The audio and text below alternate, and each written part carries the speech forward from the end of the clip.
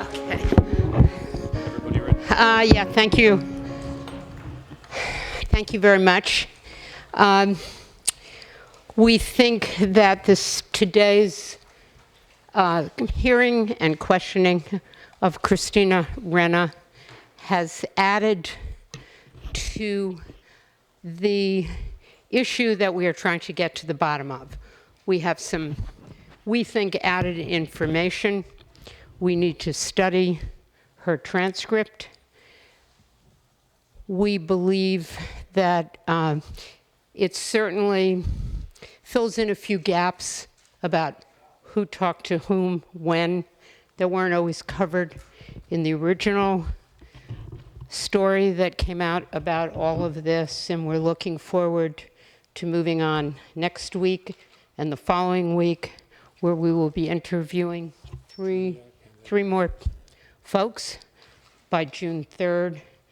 And hopefully, at that point, we will have even more of the story of who authorized this and why. And today's event, I think, were interesting in terms of the whole atmosphere at the IGA and of how things were reported and to whom they were reported, to highlight when one mayor in any event it was chronicled, thought that something happened in his community because of some political payback. So it was a long day. I think Ms. Renna was cooperative, told the facts as she believed them to be, and we're looking forward to getting more information as we move along. Assemblyman? Thank you, Co-Chair. I think one of the most striking pieces of information to be developed through today's testimony is a continuation of information that the Assembly Transportation Committee received when we heard from Mr. Durando and Mr. Fulton.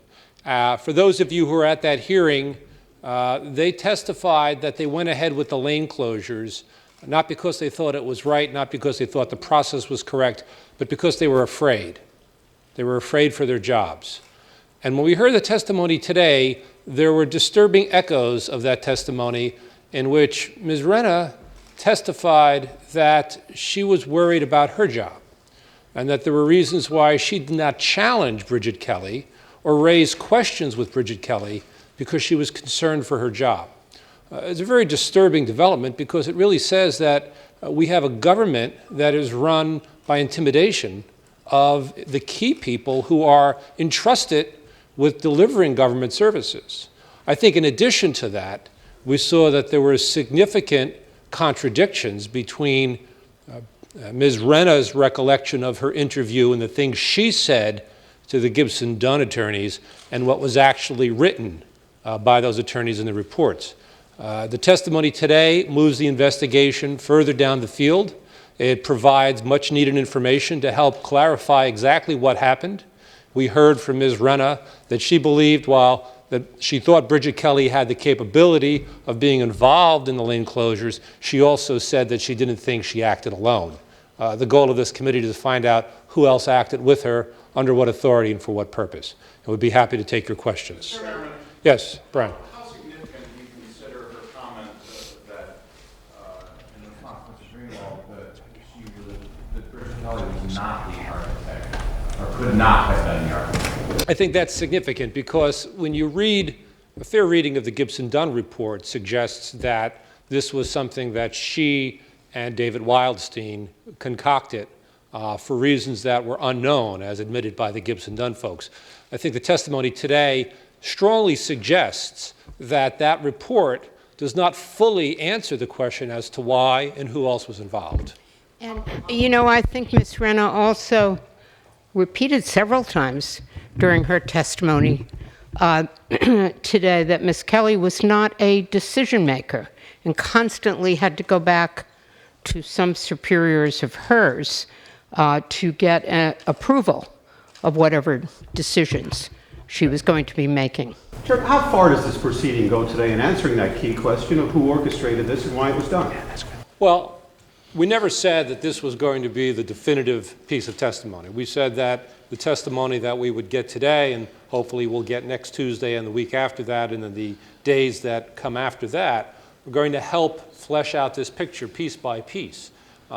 We will continue to pursue these facts wherever they may lead us, and we've seen today that we've gained information that heretofore we did not have. We're not part of the documents, we're not part of any other information we had, so we'll continue to pursue that. Assemblyman, what do you think you hope specifically next week to obtain from Mr. Druniak? Well, I'm certainly not going to go through our questions, which we're in the process of preparing, but clearly he had a role in the after effects of the lane closures. We've seen the emails in which he helped craft statements about the traffic study, the so-called traffic study. We've seen his involvement in issuing statements concerning Mr. Wildstein's departure. We need to know more about that.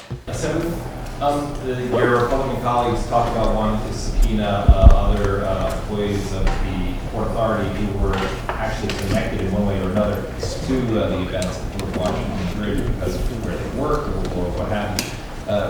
Will you subpoena those people, or are you concerned that it might interfere with the federal investigation, federal criminal investigation?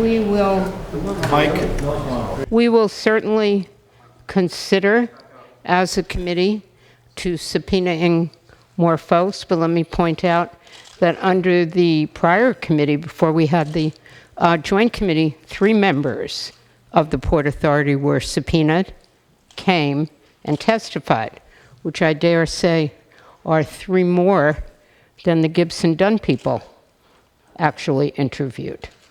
So I think we've made a big step forward, or my predecessor committee has made a big step forward in interviewing Port Authority people, but we will certainly consider and hold the option open to be subpoenaing more. And I think that those names are all names that we will certainly consider. I mean, they mentioned Mr. Durando and Mr. Fulton, who had been before the Transportation Committee. Mr. Foy previously testified, all 3 under oath. Since that testimony, there are things we've learned that might warrant additional questions. But clearly, there are individuals that we have on our agenda who played a foundational role, or at least appeared to have had a substantial involvement in either the discussions immediately after the lane closures or with regard to the handling of the press inquiries. And we believe that we need to start looking at and asking questions of those people from whom we have not received full information, and we could always come back to the ones they mentioned today. If you brought the manager of the George Washington Bridge in for testimony, would that have implications for the federal criminal investigation? I don't know. I would believe that, from the standpoint of the testimony that we've already heard from Mr. Fulton and Mr. Durando, they testified that they thought it was wrong, they thought it was going to add badly, their email said so, and the one thing that they both consistently said, and they sat right here at this table and I looked them in the eye, is the quote they both said is they didn't want to tempt fate. They were afraid for their jobs. I'm sure we'll hear the same testimony again. What I think Senator Weinberg and I want to hear is testimony that we haven't heard before we start going back and revisiting individuals who have previously testified. Just to clarify, you said that there are now pieces to this that you learned today that you didn't know before this. And I think you mentioned, for example, some of these observations about Kelly's ability to make decisions or not, which seems in some ways peripheral. It's process. It's not necessarily what happened in this instance. It's more about her and who she is. So what do you now know that you didn't know as a result of today that really gets to the heart of the matter of how this whole thing came about and who's responsible for it? Well, I'll say this, is that you call it process and peripheral. The testimony that Bridget Kelly could not make this kind of decision on her own is substantial testimony. And let me add, again, the theme, at least what I heard, which I find striking and maybe not surprising based upon everything we've learned over the last few months. Christina Renna sat in front of us and said the same thing, in essence, and I'm paraphrasing. I couldn't cross my boss. I was afraid of losing my job. I was afraid for my job. Phrase went something like that. That's a theme that we're seeing being played out here. So we're talking about an atmosphere, an environment, which does lead to the execution of abuse of power. Matt? So, like, any sense that she had anything to do with this? I mean, you're confident that she wasn't involved. There was one line in one of the emails where she said the fine mayor. That seemed to suggest that she may have known about some sort of conspiracy against him. I don't know if that was specifically asked of her today, but did that raise your eyebrows at all, the fine mayor? And are you confident that she's not involved in this after today? Well, her opening statement, which was under oath, she made it plain that she had no involvement in it. We'll have to take her at her word. That was her testimony under oath. But I do think that she was a witness to a great deal of undertakings that we all have concerns about. Her involvement with the staffers in the Office of Intergovernmental Affairs. There was trouble in getting specific delineation, if you will, about where the campaign stopped and government started. And so we see references to... You mean where government stopped and the campaign started? Yes. We see references to endorsements, and there was one email that I was looking at while we were up there that was sent at 9:30 in the morning, and Christina Renna received a copy of it talking about a list of people who potentially would be targets for endorsements. And so while she did not send that, there were clearly people sending in to IGA emails and documents about endorsements, which even if you were to give the most liberal interpretation to her testimony, certainly says that there were people who were feeding into IGA direction about potential targets, who was a likely subject of an endorsement, and that's troubling in and of itself. When Renna says that Bridget Kelly asked her to delete that email, was that possibly illegal? Bridget Kelly asking Renna to do that? Well, I think that's going to be an issue for law enforcement to decide, but clearly, at the time the request that Bridget Kelly made to Christina Renna, she was aware that there was a committee impaneled at that time. In December, the Assembly Transportation Committee was actively investigating the lane closures, and that was an email that, in retrospect, had significance in that investigation. And so I'll leave it to you and others to draw the conclusions about the act of deliberately trying to destroy an email at the time of an active investigation. Did you hear anything that specifically raises questions or contradicts anything that Governor Christie has said about his role or non-role in all this? There are numerous inconsistencies. I don't know that you could take those inconsistencies and say that because of an inconsistency, therefore, the governor had a role. But clearly, there's a reference in the email that Mayor Sokolich was disappointed about the governor's non-attendance at a ribbon cutting, and Christina Renna's testimony was that because of the great relationship between the governor and Mayor Sokolich, yet the governor in his press statements has said that, I think the phrase was, he wouldn't be able to pick him out of a lineup. So there's an inconsistency there.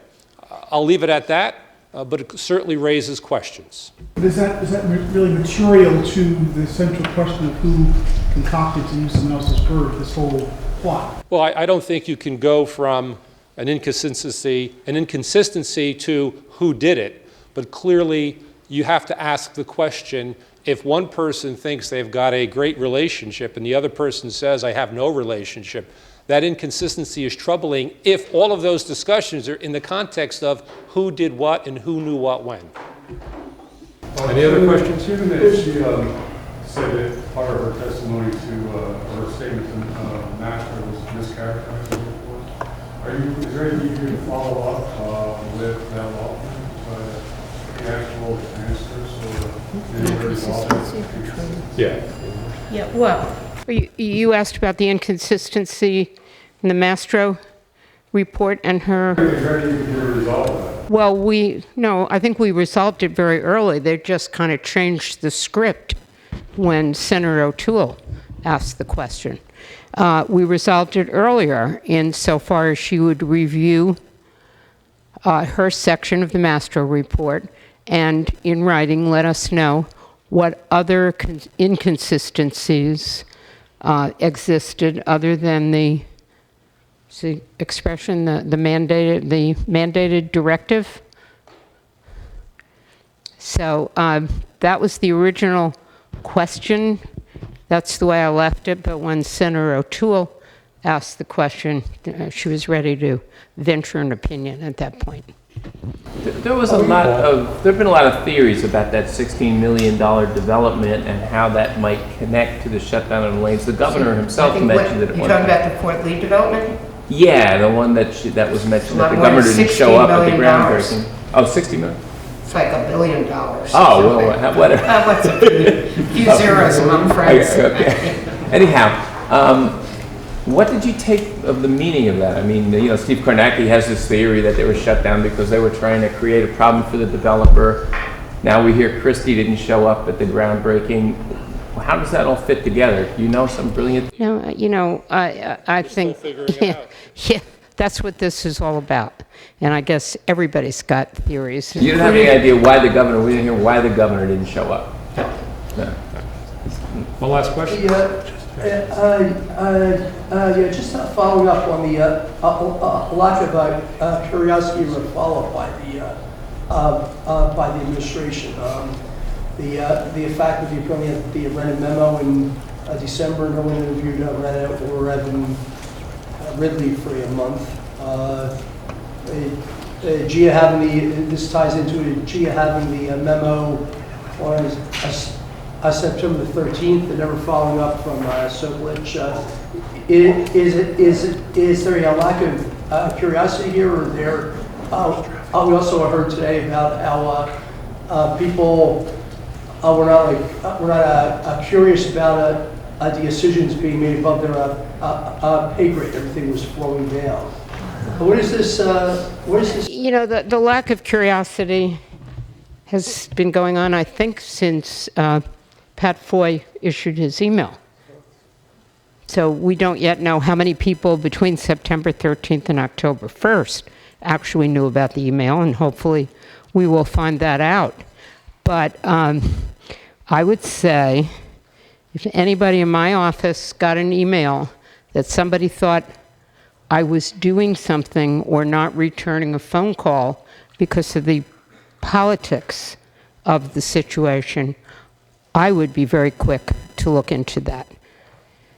And maybe, slightly snarky comment, I'm doing the preface. There's too many people from South Jersey who don't read the North Jersey press. I mean, they obviously didn't even read the newspaper stories that were consistently being covered in the Wall Street Journal, the Record, the Ledger, and, even some of our local weeklies. So even the links that were sent, well, I just didn't read them. You have to take that for whatever it means. These are the people involved with dealing directly with these mayors and councils and doing good government on their behalf. Well, and there's clip packages that government offices get about what's been in the papers, and those clip packages, as I understand them, are not segregated by where you live, and you get a clip package of just South Jersey clippings. But that's a question for another day. Thank you all very much.